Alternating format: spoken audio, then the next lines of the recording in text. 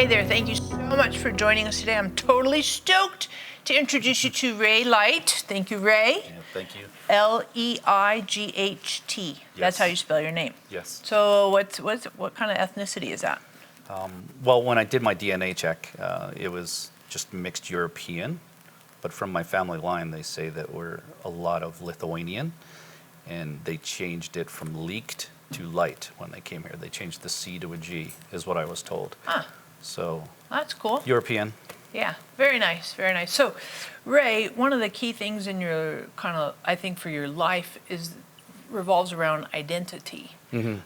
So can you give us a little bit of background? Because not everybody, like some of your history, a little biography, because not everybody is familiar with you. Yeah. And that would help us with the identity stuff. Okay. Well, yeah. I came to faith when I was 30. In a vision, I came to faith, and then had a tremendous encounter with Jesus that shifted my entire life. And during that process, I had this really great, just spirit-filled, Christ-centered, Bible-believing teacher who inspired us. And at that time, I really just had the desire of wanting my own message. And I was very rebellious growing up, So I don't know if it could have been a mixture, of like the rebellious nature along with just the inspiration of the leadership and the message that God gave me, but I didn't want to teach somebody else's message. So I remember praying about wanting my own message so that I wasn't teaching somebody else's. And I don't remember a moment where it was like, oh, it's going to be identity, like this is what you're going to do. Right.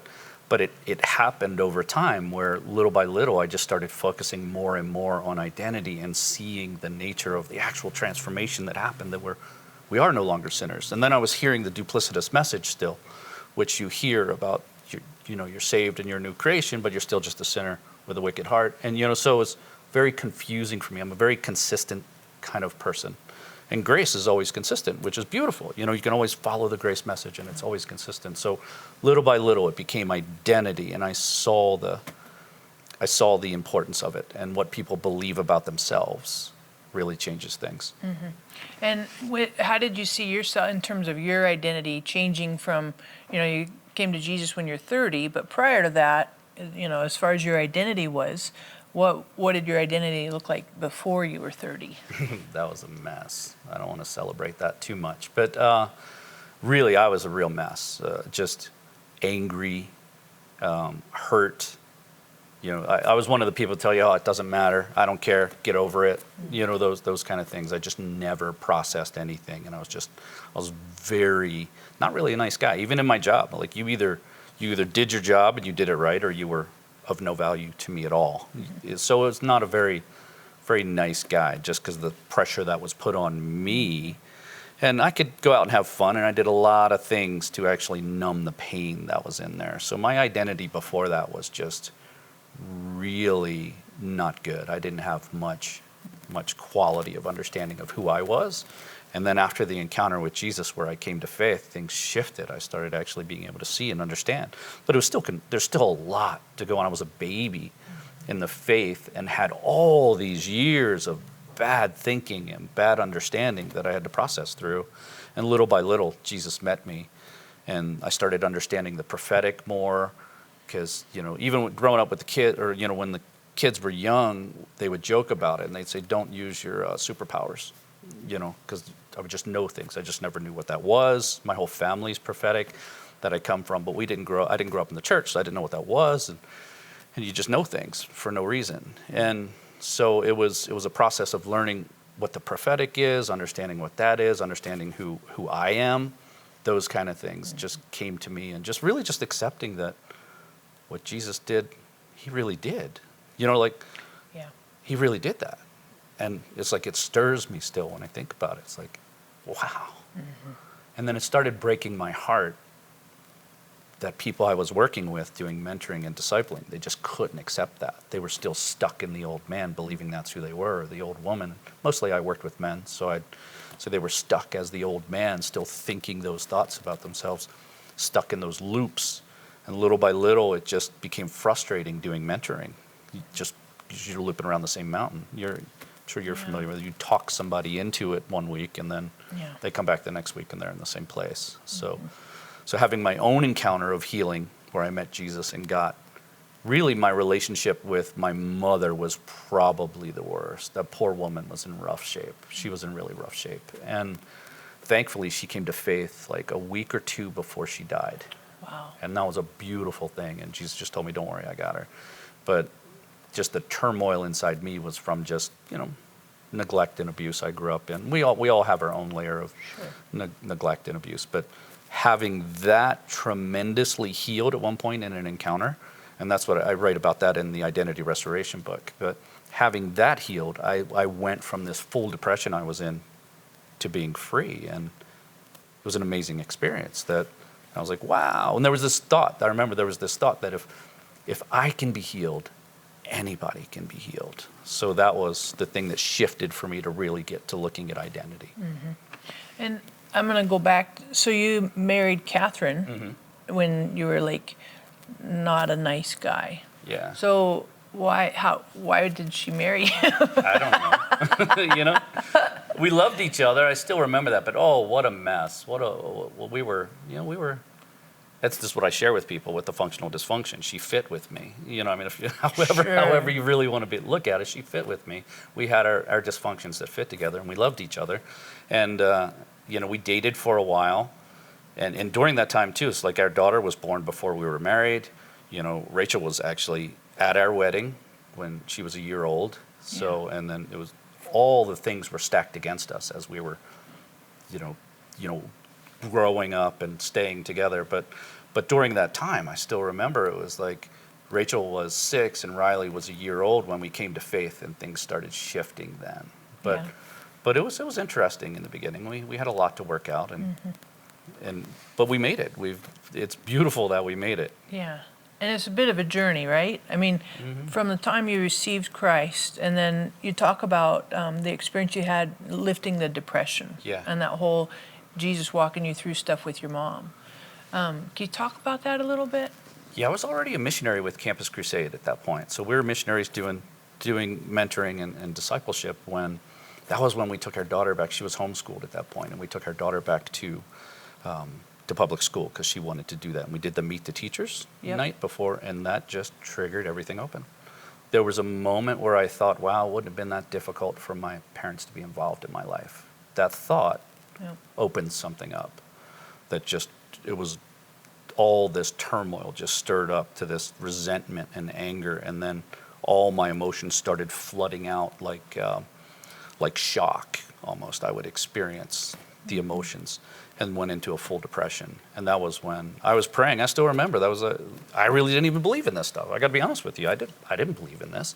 I was like, this is bogus. Just deal with it. I was still get over it, deal with it. But I wasn't getting over anything. I wasn't dealing with anything. And what it all triggered up, a friend of mine recommended that I go meet a friend of his, Trip, who does ministry, and it's a friend of mine who I worked with, and I was like, why am I even doing this? I'm already praying. Why do I need to go somewhere else and pray with someone? So it was it wasn't just like, oh wow, I'll go do this beautiful thing, but I did it because I had nothing to lose, and I fully planned on having to come back and maybe go see a counselor, maybe get on meds if I had to, because I was in a full depression. It was shutting me down. Couldn't even. I went from talking to everybody at church to hiding from people behind the column. I just couldn't engage. And if you've ever experienced depression, you know what I'm talking about if you've experienced that. It's just I couldn't engage. I was shut down. My wife had to drive me places. So I was like, what can't hurt? Let me go do this. And then I had a friend of mine walked me through just an encounter where worked through a lot of stuff in my childhood, but the amazing thing is when I was engaging in this encounter and I was forgiving my mother at one point, and it was rough. It was like there was areas of my heart that were represented that really were angry with her. Younger areas of me, my being, that were still holding on to stuff that I thought I had shoved. And I don't even remember most of my childhood, just to give you an idea. Before 12, there's barely any memories. So I was forgiving her, and then once I forgave her and released her, in the presence of Jesus, something happened. And this was a visual encounter, and this is one of the things I want to share is like not everybody, I've never seen anybody else have this exact type of encounter. And I've seen thousands and thousands of people set free. But I had this moment in the encounter after I forgave her and I was just hanging out with Jesus. And this woman came walking in. It was like, whew. This beautiful young woman came walking back in to this encounter with Jesus. And I was like, who is that? And he says, that was the woman your mother was created to be. Wow. And so I was reconciled with her and able to release her to Jesus after forgiving her. And there was just something that lifted. And like I said, that's just what my heart needed. And I've never seen that exact encounter with somebody else, but I've seen thousands and thousands of different encounters where God meets them in exactly what they need to release them from what they're stuck in. Yeah. And that, again, just started me, if I can be healed, anybody can. And I started researching it and reading books on it, and a lot of stuff from Leanne Payne on forgiveness ministry and a lot of different ministries. And then eventually I got connected with Donna Da Silva and Sozo, and really practical tools, and started developing that with working with her. That's what took us to Reading in the first place, is to work with the Transformation Center there with Donna. And so that's just went identity. I just found out more and more. I realized just as people, what they really believed about themselves and about God really changes things. And that's where it all led to. Yeah. And I want to ask this question too, because what they believe about themselves and what they believe about God, keying off of dinner last night when you talked about the mustard seed, right? And then share that, because that's really cool too. Yeah, that was one of the times where I was looking into scripture and ideas and talking with people about, because we always hear that I don't have enough faith, or I need more faith. And I was just researching that and digging into that and thinking, I don't have enough, I need more.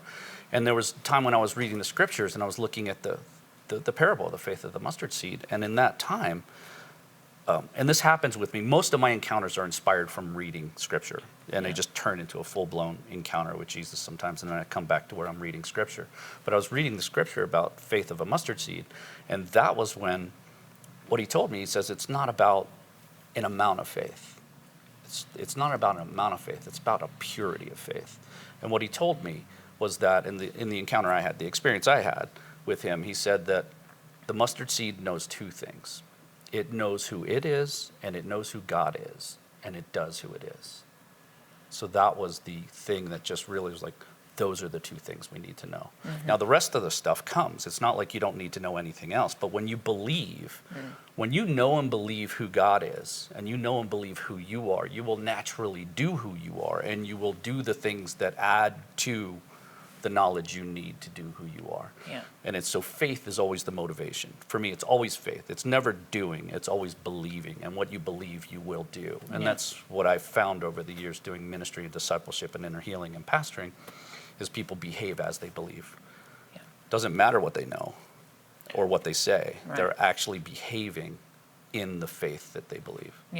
And we express what we believe. You see the demonstration of that. So something on a little left field question.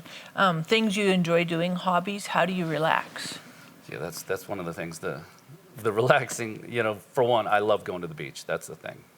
Bicycling on the beach with my daughter is probably my favorite thing in the world. So as much as I can, we get to Florida, get on the beach. That's my favorite thing to do, to relax. But my relaxing, it's funny, I am one of the weirdos that relax. Doing the research and doing the writing is a hobby of mine now. So that is part of the hobby. But I also starting to pick up gardening with my son, because my son enjoys that. And so we just, working on some raised beds in the backyard, plants in the backyard, just projects like that. It's a little bit of gardening, which is fun to watch, seeing things grow. It's really it's weirdly satisfying to watch a plant and just take care of a plant. It really is. So that, and honestly, eating out. Eating is my hobby. What do you like to eat? Just about everything. It's a mixture of, one of the problems with that is my wife and I are complete opposites in almost everything, including food. So it's very difficult for us to find something that we agree on when we go out. So it's always an interesting thing. But steak, of course, is always a thing. But really anything. I love Mexican style food. I love Indian food. I love Asian food. I love food. I think it's honestly back from, that was the only comfort I had as a child. I hid in food. I don't know why I can manage my physical self without, because food is such a comfort for me. I have to manage that. I have to pay attention to that. But I love you know, or like a turkey dinner with gravy all over it. Just that's just really, food is a thing. I know it might be a weird hobby, but No, it's cool. eating is one of my favorite peaceful hobbies. And is Catherine a good chef? Bake, cook, whatever? Not so much. No, she was the third child, and she was the academic cheerleader, and you know, her sisters were the ones that cooked in the house, and her mom was the one who cooked. She does not enjoy cooking at all. So I do cooking do if the we're going to cooking. do it. Yeah.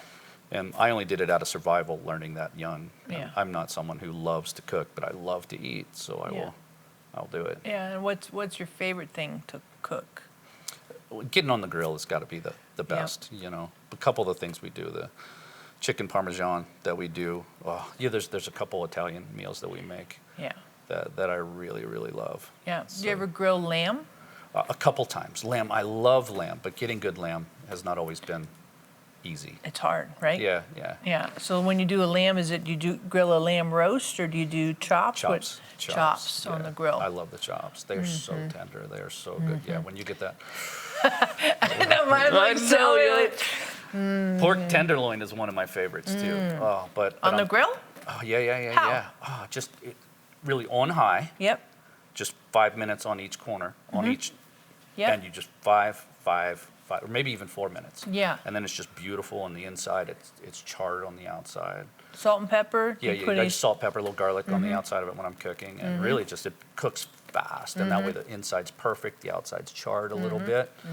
Little mashed potatoes and sauerkraut, and you're in Yeah. heaven. Ooh, that's yes. nice. Do you ever grill vegetables? A little bit. It's just they're not as fun. No. What kind of vegetables do you grill? I mean, peppers or whatever. Yeah. Peppers, onions. I do some kebabs every once in a while. I like kebabs. That is fun. Yeah. I'm gonna grill squash tonight. Oh. So I'm gonna cut it kind of thin, Yeah. and then put a little salt on it, get the water out, Nice. and then salt and pepper it on the grill. You know, olive oil and all that. So I think it's got potential. Zucchini or yellow or? Yes, both. Both. Nice. Yes. Yeah. I do like that. So with instead of squash. doing like the little coins, I'm gonna do it Long- whatever. Yeah, lengthwise, long yeah. ways. Yeah. So we'll see how it goes. I have grilled squash before. That is good Is too. that a good idea? Yeah, it is. It is Nice. good. It's almost I've grilled them thicker than that too, not thin. They're almost like long French fries, almost. Serious? So we've done that also. Huh. That's I good. might give that a We whirl. grill sweet potatoes that way too every once in a while. Ooh, Yeah. that would be good. Yeah. Fantastic. I'll keep you posted. Yes. All right. Well, Ray, thank you so much for hanging out today. Yeah. And thank you so much for joining. Super stoked. Of course, we'd love to have you subscribe and get the notifications with the bell thing, all that stuff. Of course, we love all of that. And you're like, what's with the joke? Well, that's my challenge for you today. I would like for you to give me some jokes because there's occasions when I run short on jokes, and this would be one of those occasions. So please give me some ideas for jokes, and who knows, I might probably use yours. Keep it clean, rated G, that'd be fantastic. Thank you so much for joining us. We love you. God bless you. Have a fantastic day.